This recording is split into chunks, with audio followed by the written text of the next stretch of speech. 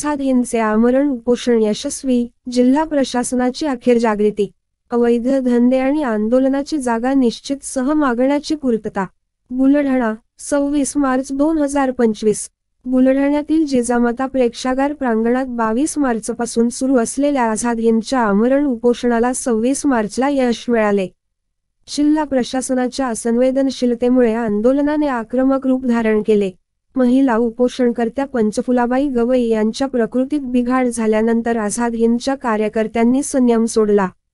25 मार्चला काळे झेंडे दाखवत प्रशासनाला इशारा दिला असतानाही कोणतीही दखल घेतली गेली नव्हती.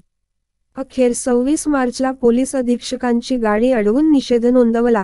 त्यानंतरच प्रशासन खडबडून जागे झाले. प्रशासकीय अधिकाऱ्यांसोबत 2 तासांच्या चर्चेनंतर 6 मागण्यांना त्वरित मंजुरी मिळाली.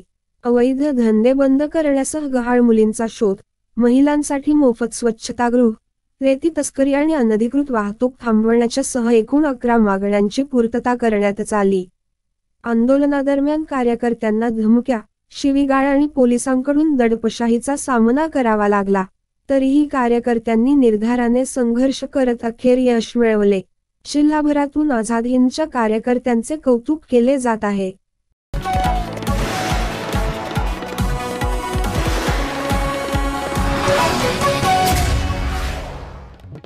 जिल्ह्यातील अवैध धंदे बंद झाले पाहिजे. गहाळ झालेल्या मुलामुलींचा शोध लागला पाहिजे. जिल्हाधिकारी कार्यालयासमोर आंदोलनाकरता जागा राखीव करण्यात यावी, ती देण्यात यावी, त्याच्यावरील बंदी उठवण्यात यावी यासह 11 ज्वलंत मागण्या घेऊन आझाद हिंद महिला संघटनेच्या वतीने 22 मार्च पासून आमरण उपोषण आंदोलनाला सुरुवात करण्यात आली. 6 दिवस झाले तरी सुद्धा शासन प्रशासनाकडून कोणतीही दखल घेतली गेली नव्हती. याचा निषेध म्हणून आम्ही जिल्हा प्रशासनाचा ताफा आणून त्यांना काळे झेंडे दाखवण्याचा इशारा दिला होता. सांगून आम्ही आंदोलन केलं आणि आज त्या अनुषंगाने आम्ही जिल्हा पोलीस अधीक्षकांची गाडी थांबवून त्यांचा निषेध व्यक्त केला, काळे झेंडे दाखवले.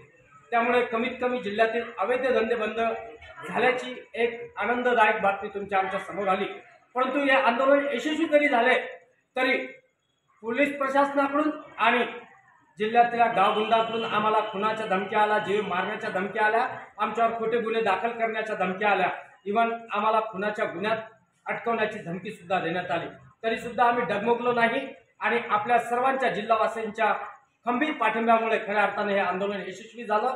असेच जिल्ह्यातले अवैध धंदे अविरत बंद राहण्यासाठी आम्ही अविरत लढत राहू आणि जिल्हा प्रशासनाला विनंती करतो की ज्या ज्या मागण्यांचे पत्र तुम्ही दिले, ज्या मागण्यांची पूर्तता करण्याची केली ती अविरत राहिली पाहिजे, ही आशा आम्ही जिल्हा प्रशासनाकडून व्यक्त करतो.